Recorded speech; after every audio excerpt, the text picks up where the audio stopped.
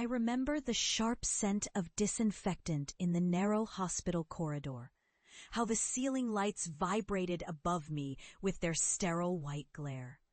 The walls were the color of old bones, and my mother's voice echoed off them, cutting into my ears like broken glass.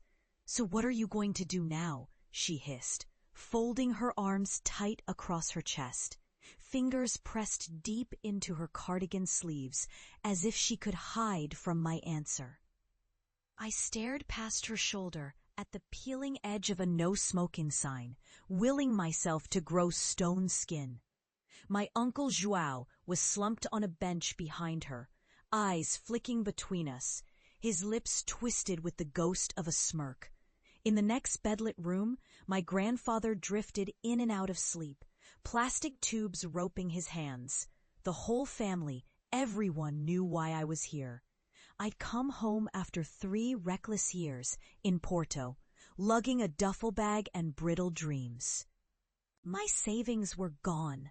My short film had been rejected at every Portuguese festival, and I was living off instant noodles and the promises I made at age 15. I clenched my fists, feeling pressure in my throat, but refusing to show an inch. "I'm going back," I said, voice quiet, so the hospital silence wouldn't shatter. "I'm not giving up on film." My mother's laugh was small and cruel. "Back to sleeping on floors? You're nearly 30, Tiago. All that school, and for what? You could be teaching. You could be something normal." Beside her, my cousin Rita didn't meet my eyes, just tapped out something on her phone, maybe a message to her friends about her idiot cousin who still believes movies will save him. My uncle spoke up finally, gruff as always. "Listen, boy. Those dreams, they're for kids with rich parents." A nurse pushed past us with a tray of meds, and I wanted to disappear.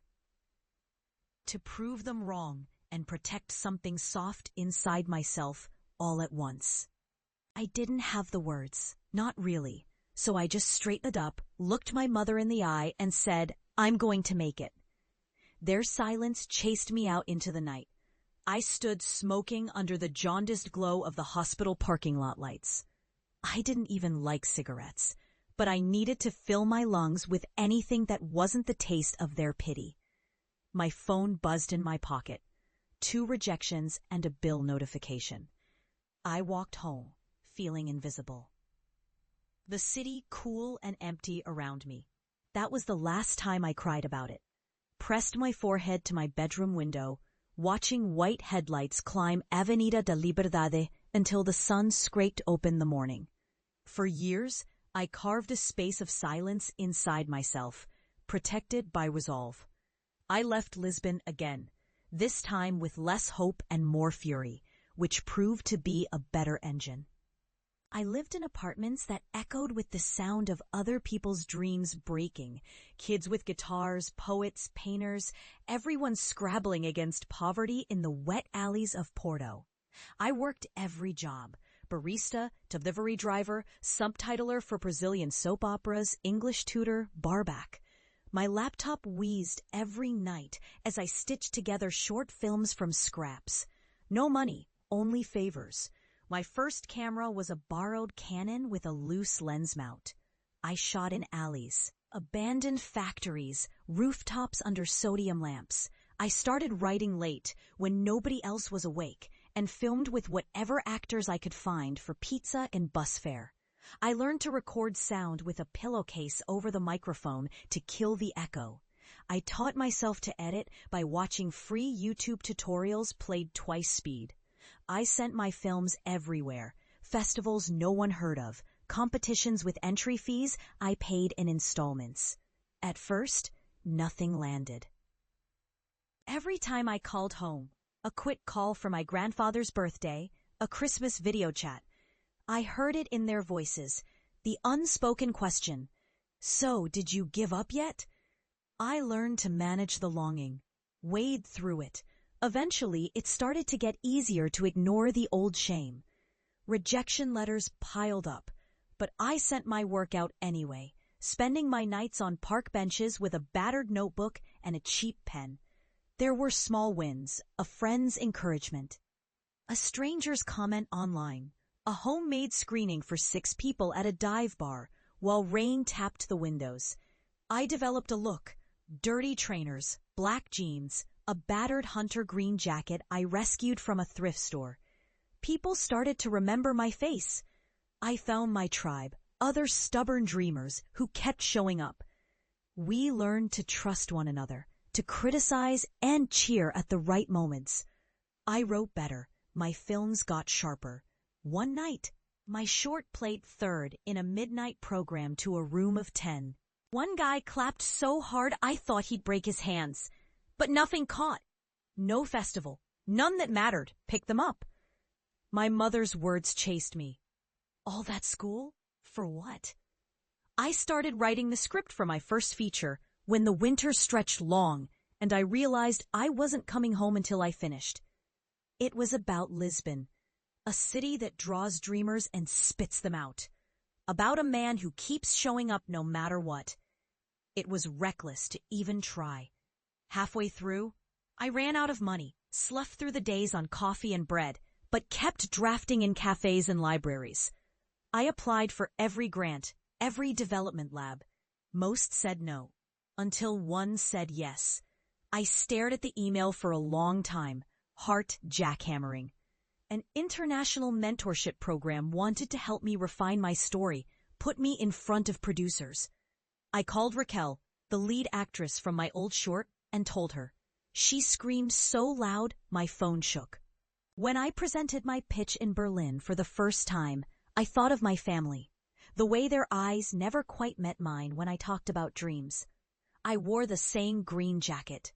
In the lobby, watching wealthy producers circle the buffet, I almost lost my nerve. Then I remembered my grandfather's hands, gnarled and tired, gripping the side of his hospital bed. The look he gave me, once proud but sad. I found the steadiness and spoke. A small Belgian producer gave me her card. Said she liked my defiance. Raquel rounded up a cast from her theater days, sleeping 4 to a room in a cheap Lisbon hostel. I begged, borrowed, shot in 3 languages, paid the crew in sandwiches and favors. We wrapped at sunrise on Príncipe Real, the last shot captured as the street cleaners started hosing down the curbs and our permits ran out. Months passed as I edited in spare rooms, hands stiff, eyes gritty, thinking sometimes of Rua Vitor Cordon, the street where I'd first told my mother I'd leave to become an artist. I submitted the feature everywhere. This time, something shifted. A festival in Rotterdam wanted the film, then another in Toronto. One night, crammed in a dark bar, my phone buzzed. Official selection, Cannes Directors Fortnight. I thought it was a scam at first. I checked it 100 times. It was real. I called home. My mother sounded stunned. My uncle didn't understand what it meant. Rita saw on Instagram and sent a cautious thumbs up. I went. I wore borrowed shoes and a too-tight black suit, stood on carpet so red it looked liquid, and watched critics nod as the ending played. The film didn't win anything. Still, I left with something else, the knowledge I wasn't crazy to believe. I came back to Lisbon that summer. The sky over the river was wide and clear, the air rippling warm and alive. Things already felt changed. Cousins called to grab coffee. Old classmates messaged me to catch up. Even strangers recognized me, sometimes after a second glance, on the tram, on my walks through Alfama. But I hadn't gone home yet. Not to the family table. Not to hear whatever they had stored up for me after all these years. The invitation arrived 2 weeks after I landed, my grandfather's 87th birthday. Everyone will be there, my mother wrote in her spared, tidy script. I almost forgot how the 8th-floor apartment smelled. Garlic, lemon, the dry scent of tile warmed by late afternoon sun. My mother opened the door and looked older, smaller. She hugged